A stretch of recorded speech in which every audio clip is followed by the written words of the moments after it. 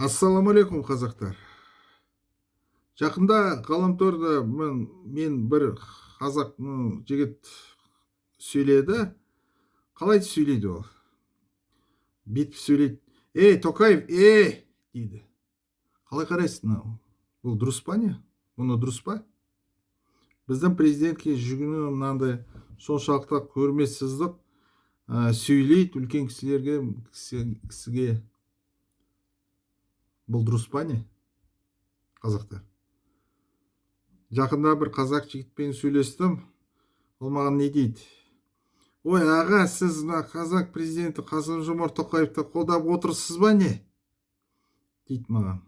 Мінеки қазақтар, көрдіңіз ба, қалай агентура қалай істейді уже біздің Қазақстанда өз қазақ президентімізді мына қолдау көрсетсе, мына сен уже как сатқындық сияқты болып саналады біреулер.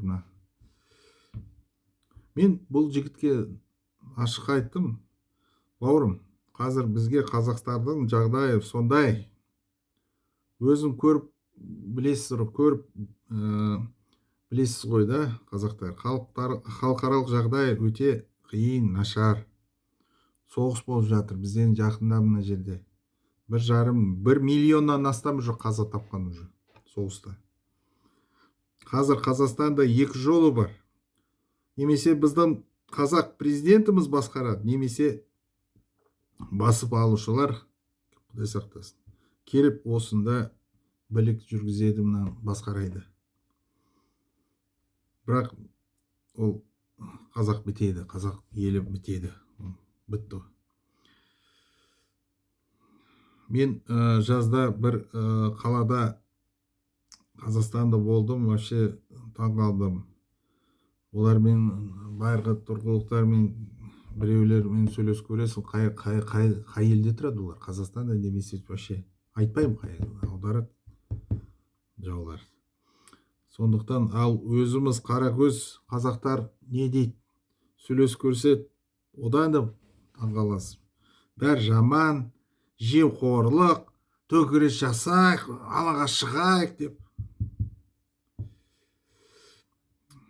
Қазір өкінішке орай Қазақстанда өзіміз қазақ жерімізде, Қазақстанда жек көретін, біздің егемендігімізді, тәуелсіздігімізді мойындамайтын азаматтар бар.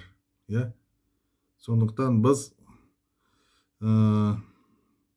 өзіміздің қазақ билік қолдамасақ, оны кім қолдайды, айтсайшы ма? Қазір кезде қазақ тек жаулардың ғана қазақ халқын төңкеріске шығаруға мүмкіндігі бар. Қазақтың басына түскен осындай қиын заманда халықты төңкеріс жасауға тек қазақ халқының жау ғана шақыра алады, өкінішке орай. Өйткені бұл кезде қазақ халқын төңкеріске тек қана олардың олардың не бар? Ақшасы көп, агенттері бар, ақпараттық ресурстары бар. Мен өзім Қазақстанның өмірін жақсарту үшін Қазақстандағы кемшіліктерді айтамын, не болса, свет болмаса, не болмаса, бірақ мен ешқашан қазақтар алаңға төңкеріске шақырмаймын. Өйткені мен білемін. Өйткені осы жаулар мен шақырғандай, немесе басқа адам шақырса, осы мұнын пайдаланып қалады.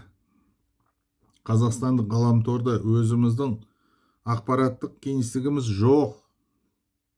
Ақпараттық мынандай біреулерге қарсы, немесе біреуге қолдауға, ол былай толқын көтерілсе, ол бәрі қазақтарға қарсы жасалып жатыр. Мынандай әлеуметтік желілері, ол американдікі емес, ол басқа күштері қатты әсер етеді. Бірінші бөлімнің соңы, екінші бөлім қараңыз қазақтар.